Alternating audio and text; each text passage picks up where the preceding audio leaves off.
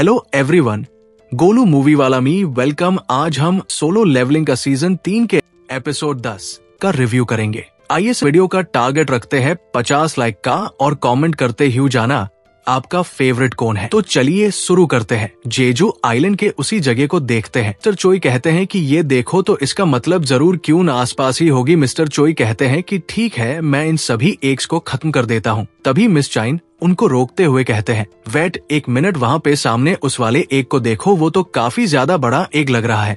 Mister Bing भी देख के काफी ज्यादा हैरान होते हैं। वो कहते हैं, ये तो किसी भी तरीके से एंड का एग नहीं रखता है। आखिरकार इसमें से क्या चीज निकली है?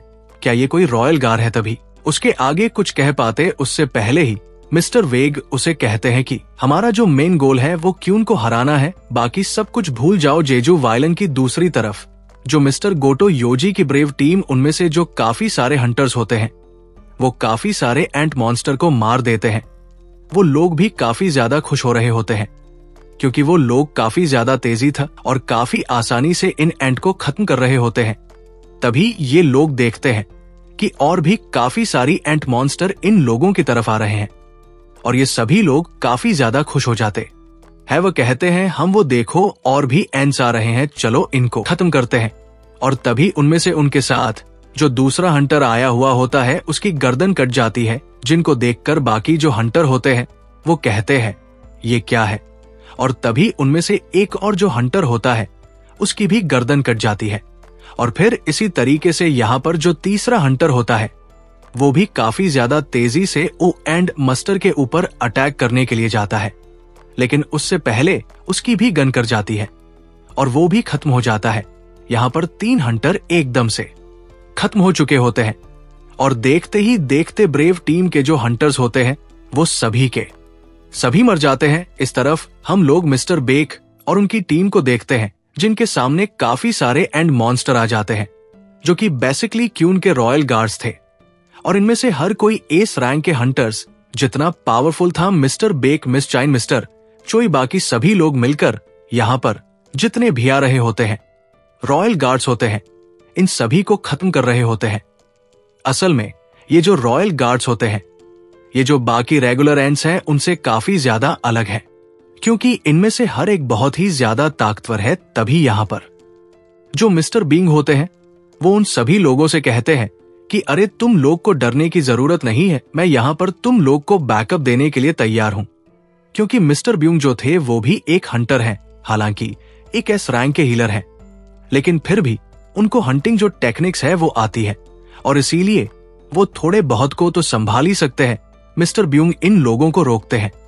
इसके बाद वो अपनी बुक निकालकर मंत्र पढ़ते हैं और फिर यहाँ पर हीलिंग मैजिक का इस्तेमाल करके इन सभी को हील कर देते हैं।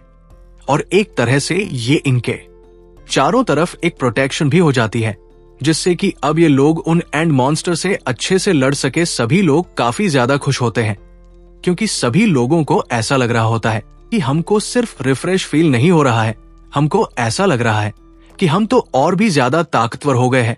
उनके सामने काफी सारे रॉयल गार्ड्स होते हैं।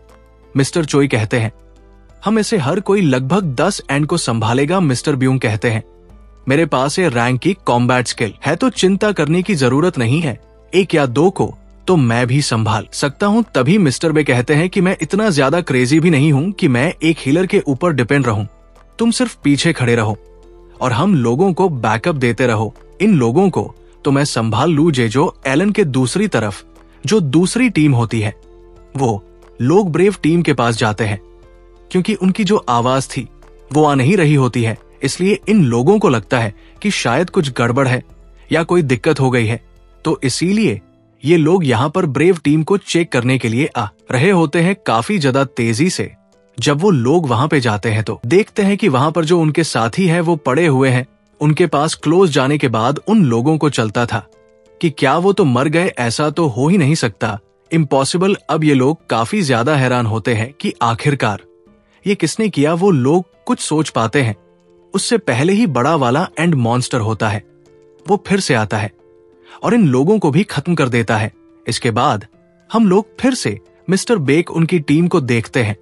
इन लोगों ने काफी ज्यादा समय लगा दिया होता है इन लोगों से फाइट करने में। तभी मिस्टर चोई कहते हैं कि अरे नहीं, लोगों ने सिर्फ 5 मिनट लगाए इन सभी आंट मॉन्स्टर को खत्म करने में। हम लोग तो काफी ज्यादा तेज हैं, मिस्टर बग अपने मन में सोचते हुए कहते हैं। ये सब कुछ हो पाया मिस्टर बग की वजह से, क्योंकि उसने हमारे ऊपर जो अपनी हीलर पावर का इस्तेमाल किया था, उससे हम लोग और भी ज्यादा ताकतवर हो गए। तब इन लोगों को अंदर से काफी ज्यादा तेजी से माना वेव्स आ रही होती है। इन लोगों को पता चल जाता है कि सामने जरूर क्वीन है। ये लोग आगे जा पाते हैं। इससे पहले मिस्टर बैग कहते हैं कि रुको, मैं चेक करके आता हूँ। मिस्टर बेग चेक करते हैं। वो उन लोगों को बताते हैं कि जो क्वीन है वो एकदम अंत में है, एकदम लास्ट में है, और उसके आगे लगभग 8 गार्ड्स हैं। मिस्टर बेग अपने मन में सोच रहे होते हैं कि जो रॉयल गार्ड्स है वो काफी ज्यादा स्ट्रांग है, वो एस रैंक हंटर जितने पावरफुल हैं, तो हम लोगों को इन लोगों के ऊपर तेजी से अटैक करके इनको खत्म करना पड़ेगा। इन लोगों के साथ जो हंटर आया हुआ होता है वो कहता है कि मिस चाइन, मैं क्यों इनको देखता हूं, आप गार्ड्स को देखिए। मिस चाइन भी कहते हैं बिल्कुल ठीक है। फिर मिस्टर चोई भी यहाँ पर अपनी फायर अटैक का इस्तेमाल करते हैं और उनको खत्म करने लग जाते हैं। बाकी सभी जो हंटर्स आए हुए होते हैं वो लोग भी अपना अपना काम कर रहे होते हैं और इनको खत्म कर रहे होते हैं। साथ ही में यहाँ पर जो मिस्टर बेग होते हैं वो भी अपने मॉन्स्टर फॉर्म में ट्रांसफॉर्म हो जाते हैं, जो कि काफी ज्यादा खतरनाक दिख रहे होते हैं, जिसको देखकर मचाई ने अपने मन में सोचते हो कहते हैं तो मिस्टर बे की यही है बीस्ट फॉर्म। इनके साथ जो हंटर आया हुआ होता है वो क्यून की तरफ काफी ज्यादा तेजी से बढ़ रहा होता है और मिस चाइन से कहता है कि मिस चाइन, आप तैयार है ना, इन लोगों को आप संभाल लीजिए, मैं क्यों उनके पास जा रहा हूं। मिस चाइन भी कहती है हाँ बिल्कुल ठीक है। जिसके बाद मिस चाइन अपने क्वेक ऑफ प्रोवोकेशन टेक्निक का इस्तेमाल करती है, जिससे वो काफी सारे को एक ही बार में काफी सारे को निपटा देती है। जिसके बाद वो हंटर क्यून के ऊपर काफी और तेजी से अटैक करता है। दूसरी तरफ इन लोगों के साथ जो ए रैंक का हंटर कैमरामैन आया होता है वो अपने मन में सोचते हो कहता है कि आली लड़ाई तो अब शुरू हुई है। उसके हेडफोन में उसको बताया जाता है कि हम लोगों ने अभी अभी 80 पर ऑफ व्यूअरशिप जो रेटिंग है उसको पास कर लिया है। तुमको काफी ज्यादा क्लोज जाकर और भी बेटर एंगल देना होगा। हम लोगों को तभी वो आगे जाकर और भी बेटर एंगल दे पाता है। उससे पहले वहां पर मिस्टर ब्यूंग आ जाते हैं, उसकी गर्दन पकड़ते हुए उसको पीछे करते हैं और कहते हैं कि तुमको मालूम है ना, तुम एक एस रैंक के डंजो के अंदर हो और वो भी बॉस लायर में। यहां पर तुम्हारी जिंदगी की कोई भी रिस्पॉन्सिबिलिटी नहीं लेगा और अगर तुम थोड़ा सा पीछे रहो तो शायद तुम बच सकते थे हो, क्योंकि असली लड़ाई तो अब शुरू होने वाली है। कैमरामैन भी देखकर काफी ज्यादा हैरान होता है, अपने मन में सोचते हो कहता है लोग हमेशा कहते हैं कि जो एक हीलर होता है उसके पास कोई भी कॉम्बैट स्किल नहीं होती है, यानी कि वो फाइट वगैरह नहीं कर सकता है। लेकिन ये बिल्कुल झूठ है, क्योंकि मेरे को इसकी जो माना वेव्स फील हो रही है उससे मैं क्लियर कर सकता हूं कि ये मेरे से भी ज्यादा ताकतवर है फाइटिंग में और मैं एक रैंक का हंटर हूं, यानी कि ये मेरे से काफी ज्यादा पावरफुल है। हम लोग मिस्टर गो को देखते हैं, जिनकी वाइफ उनसे कहती है कि वो लोग क्यों उनके पास पहुंच गए हैं, बस वो लोग उसको हराने वाले हैं, आ जाओ फटाफट देख लीजिए। लेकिन मिस्टर को कहते हैं कि नहीं, मेरे को कोई भी इंटरेस्ट नहीं है। हम लोग बाकी सभी लोगों को देखते हैं जो कि काफी ज्यादा ध्यान से इस बैटल को देख रहे होते हैं, क्योंकि अब ये लास्ट पार हो चुका है। इस फाइट का लाइव टेलीकास्ट करने वाले जो लोग होते हैं वो भी काफी ज्यादा खुश होते हैं, क्योंकि उनकी जो रेटिंग थी वो 85 पर से भी ज्यादा हो गई थी।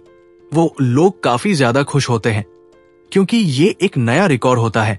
इस तरफ हम लोग मिस्टर बेक और उनकी टीम को देखते हैं, जो कि कन के ऊपर एक साथ चारों तरफ से अटैक कर देते हैं। साथ ही में मिस्टर बंग जो होते हैं इन सभी लोगों को अपनी हीलिंग पावर का इस्तेमाल करके साथ में हील कर रहे होते हैं, साथ ही में और भी ज्यादा ताकतवर बना रहे होते हैं। और ये लोग काफी ज्यादा तेजी से क्यों इनके ऊपर अटैक करते जा रहे होते हैं। कन जो होती है वो सोच रही होती है कि सबसे पहले इनके हीलर को ही खत्म करते हैं, लेकिन वो लोग कहते हैं इतनी आसानी से तुम हमारी हीलर के ऊपर अटैक नहीं कर पाओगी। तभी मिस्टर चोई काफी ज्यादा तेजी से अपने फायर अटैक से उसके ऊपर अटैक करने वाले होते हैं और कहते हैं सभी लोग पीछे हट जाओ, और काफी ज्यादा तेजी से अपना फायर अटैक करते हैं। इन लोगों ने क्यून को लगभग खत्म ही कर दिया होता है। बस क्यून मरने वाली होती है। लेकिन तभी इन लोगों को कुछ एहसास होता। वो कहते हैं ये क्या था। वो लोग भी काफी ज्यादा हैरान होते हैं। मिस्टर बेक कहते हैं कि ये कुछ तो और तो था, ये हो क्या रहा है। तभी जो नंबर 2 की कागज शप होती है, डिस्ट्रॉयर, जिसमें मिस्टर सांग तो बैठे होते हैं, वो कहते हैं मिस्टर गोटो, वो लोग दोबारा से टनल के अंदर जा रही है जिसम। मिस्टर गोटो यज कहते हैं कि क्या जैमिंग सिग्नल काम नहीं कर रहे क्या, जिसको कहते हैं हाँ शायद जैमिंग सिग्नल काम नहीं कर रहे हैं। आखिरकार ये चल क्या रहा है। यहाँ पर हम लोग देख पाते हैं, यहाँ पर जो एंड्स होती है उनको सिग्नल आने लग गया होता है अपने क्यून की तरफ से कि उन क्या को खतरा है। और इसलिए सारे जो एंटम स्टर्स होते हैं वो काफी ज्यादा तेजी से अपनी कूनन की तरफ टनल में जा रहे होते हैं। मिस्टर बेक और उनकी जो टीम होती है अभी भी कन से फाइट कर रही होती है। जिसके बाद मिस्टर चोई जो होते हैं अपने मैजिक का इस्तेमाल करके फ्लेम प्रिजन चारों तरफ बना देते हैं टनल के, जिससे कि जो नॉर्मल एंट होंगे वो लोग उसको ब्रेक करके अंदर नहीं आ पाएंगे और उससे पहले ही डिस्ट्रॉय हो जाएंगे। तभी मिस्टर बे को एहसास होता है कि बहुत ज्यादा तेजी से माना वेव सारी होती है। वो अपने सामने देखते हैं तो वहां पर एक सिर्फ मॉन्स्टर होता है, सिर्फ एक एंट बीस्ट होता है, जिसको देखकर वो अपने मन में सोचते हुए कहते हैं कैसे आखिरकार एक सिंगल बीस्ट के पास इतनी ज्यादा पावरफुल स्ट्रेंथ कैसे हो सकती है। मिस चाइन भी इस स्मेल को बर्दाश्त नहीं कर पा रही होती है और अपनी नाक बंद कर लेती है ताकि उसकी स्मेल ना पाए। वो अपने मन में सोचते हुए कहती है कि आखिर कैसे इतनी ज्यादा पावरफुल एनर्जी इसमें से निकल रही है, मैं तो विश्वास ही नहीं कर पा रही हूं। ये कोई नॉर्मल बीस्ट नहीं है, ये जरूर बहुत ही ज्यादा ताकतवर है।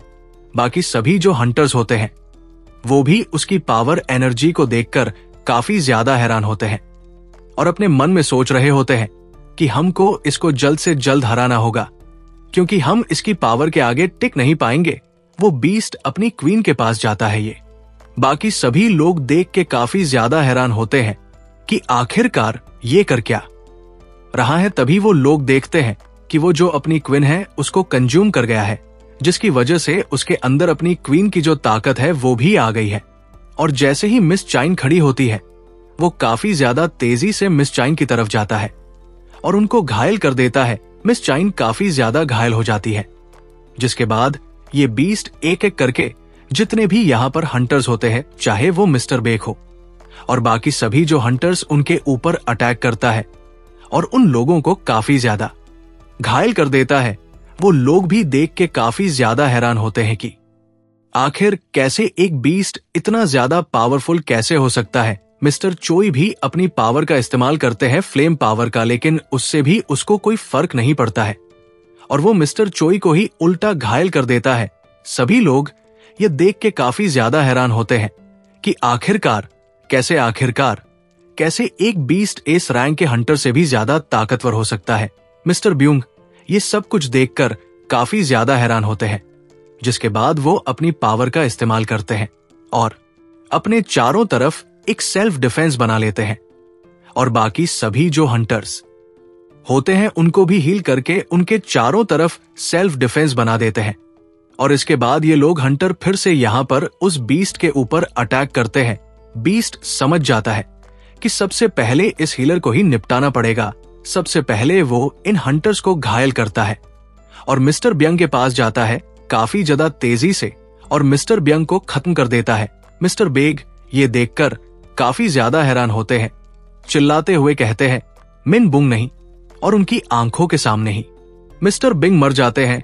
मिस्टर बेग काफी ज्यादा गत्ते में उस बीस्ट की तरफ काफी ज्यादा तेजी से उसको मारने के लिए जाते हैं, लेकिन वो बीस्ट उनको ही पकड़ लेता है और मिस्टर वेग समझ जाते हैं कि वो कुछ नहीं कर पाएंगे और वो मिस्टर ब्यूंग के साथ बिताए वह हर उस पल को याद करते हैं और उस पल को भी याद करते हैं जब मिस्टर बंग और मिस्टर वेग कैफे में बात कर रहे थे। मिस्टर ब्यू ने कहा था कि एज हंटर उनको उतना अच्छा नहीं लगता है, वो एक टीचर बन जाएंगे, हिस्ट्री के टीचर, और भी बाकी सब कुछ जो भी उन्होंने वहां पे बातचीत की थी।